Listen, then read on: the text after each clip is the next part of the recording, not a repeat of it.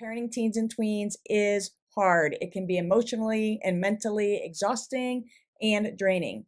And although parenting is a wonderful, rewarding journey, it can also be incredibly demanding. And sometimes we don't reap those rewards until the kids are a little bit older. When you're in the midst of parenting teens and tweens, it can feel like a thankless job and like you're unappreciated and unloved. That's why we're going to be discussing why self-care is not just a luxury, but a necessity for parents.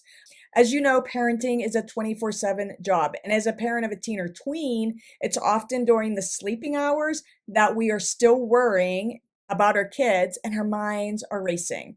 It's easy for parents to get so wrapped up in their kids' needs that they neglect their own. If parents are completely burned out, we can't be our best selves. Not as a parent, not as a partner, not as a person, not as an employee. And that's when a lot of parent guilt comes in.